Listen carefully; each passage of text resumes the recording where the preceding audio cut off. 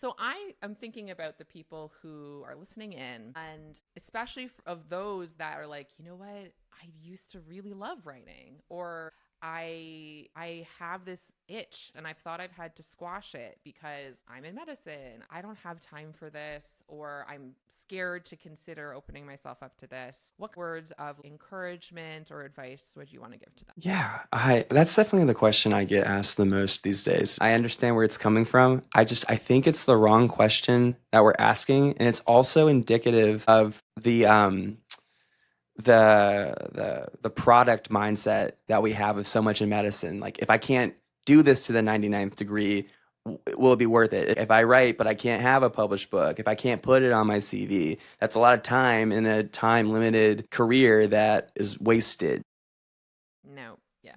And so a lot of times that question, like, it's not meaning to come from that place, but it's just the way that we're taught to think is like, well, how do you make time for it? Because I would argue that the question should be, how can you afford not to anymore? If we are truly trying to take care of patients and their families to the best that we can, we need to be doing a much better job at building trust. The two parts of that argument of like building the argument and then the receptibility, I think for if we have to pick one right now to really put our time into, it's the receptibility. I often say, what's the one thing that patients and their families can probably not relate to?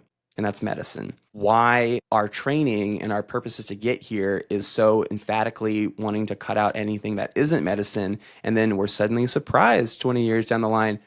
I mean, if you think doctors are bad at parties, there's a reason they're bad at parties. Is because they don't know how to talk to people because they stopped learning how to talk to people outside of the hospital. I had a med student who felt that they couldn't really contribute to the team because they're a med student. Like, what do they know? And I always hate that. But a patient had like a guitar sticker on their bag. This med student was not a professional guitar player. They played guitar like 10 minutes every other day, just like unwind. But they talked to this kid about guitar. And apparently, this kid had been wanting a guitar for Christmas. And so they were talking about like guitar things. And while they were doing that, the kid got his shot. The parents were able to like listen to us and not have to worry about the feelings of their child because their child's like taken care of in the room. And now they're receptive to us talking through diagnostic approaches. So one, to cut down on a ton of time, but also now the parents felt better informed. And none of that had anything to do with medicine. It all had to do with this med student keeping this one thing alive. And so I would say that it's not how do you make time for this? We really cannot afford to anymore